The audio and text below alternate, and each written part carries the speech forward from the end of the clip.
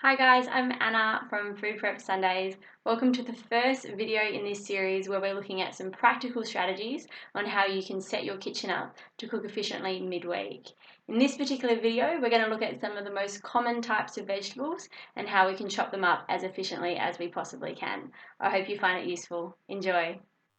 Alright guys, let's start with the one that we all love the most, the beautiful onion. So the trick here is if you don't want to actually start crying while you're cutting it up, is to cut out the bulb, and that's the bit that actually has the roots into the ground rather than the top bit. So you kind of cut around it and wedge that out. As soon as you've got that out, you actually won't find that you'll get teary. You then want to slice it down the middle and peel off the skin. It should come off relatively easy once the bulb's out.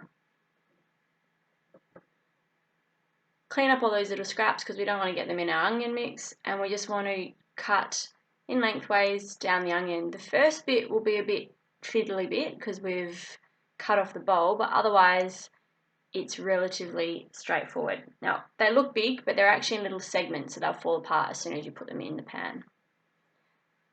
So the next one that we all love the most is the chili. So they can be a bit fiddly to work out where to cut it when it's got the little pointy end. You can leave the seeds in if you want it a little bit hotter, or you can remove them like I'm showing you here. You want to just cut it lengthways and then just chop him through into little small pieces. Depending what you're using it in, just keep chopping it up until you've got relatively even sized small bite pieces. Alright, the ginger. Now the ginger can be fiddly. You can peel the skin if you'd prefer. I tend to always just have my kind of knife out ready to go, so I just use that as it is. And so you just want to cut all the furry bits off the outside and just doing your best to not cut off as much of the flesh of the ginger as you can. If there's any kind of groovy bits there, you might just want to cut them out. Again, just being mindful of the amount of flesh you're wasting. And then just slice it into relatively big pieces. And then just go back and chop him up as much as you can. You want your ginger pieces to be relatively small for, I'd say, 95% of the dishes that you're making. So just keep going until you're happy that they're relatively the same size. Okay, garlic. Now you can just peel your garlic and put it in a garlic crusher, but I actually find this to be quicker. So what you do is you get the clove out that you want and squash it with the side of your knife, and then the actual flesh comes out of the skin really easy. And then just chop it up, and you can see that it's already kind of breaking up into little segments because you've almost chopped it when you squashed him. Okay, the potatoes. Cut off the warts because they're rank. If you're making mash, just slice it. And I just slice it until it gets to my fingers and then I flip it over. I just find that it's easier to do it that way. Now, if you're using the potato for something else, like making homemade chips or wedges, you obviously want to cut it a little bit differently. Just cut it in half and then into 3 long segments. Okay, the capsicum. I've seen so many people cut capsicum before and throw this bit out, the top bit. Don't do that, what a waste. So just chop him up as I'm showing you here. And look, it depends on what you're cooking, but it doesn't have to be perfect. They don't have to be the exactly same size. Just cut it as it's comfortable and as you're happy with the portions. Once you've done the top of the capsicum, chop him down the middle and pull out the inside bit. You don't want that, you never want to use that for cooking. And then do it in halves. So with the first half, just slice it lengthways and you'll get these long little pieces. What you want to then do is line them up relatively evenly and then just evenly slice them into dices. Mushroom. I don't even think this needs a voiceover. Broccoli.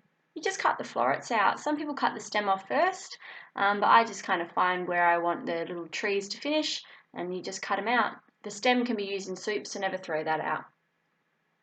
Alright, with the carrots you want to cut the head and the tail off and then peel the skin off. There's no nutrients in the skin of a carrot, so I always do get rid of it. Once you've peeled it, get rid of those scraps so they're out of your way. And then the trick with carrots is to cut it down the middle first. Otherwise your knife can't really bite down and you end up with these different size pieces. So you can either do it in lengthways, or you can also dice it as I'm showing you here. Alright, with the zucchini, you definitely want to cut the ends off as well. Slice it lengthways right down the middle. Then once you have your two pieces, start with the first one and just make 4 lengthwise cuts right down the middle. Then flip him over and cut him into cubes, similar to how we did with the carrot. You can make them as small or as big as you need. Alright, asparagus is really straightforward, guys. The only thing that you might need to know that you don't know already is that the woody ends aren't tasty. So with asparagus, you can keep them whole or cut them into as many lengths as you need. Spring onion, cut the end off and then just slice him all the way through, as I'm showing you here. You can still use the green leafy bits. It's completely up to you if you choose not to. Alright, with your beans, you just want to line the ends up as much as you can and chop them off. They don't taste very nice, they're quite woody. And then slice them as you need.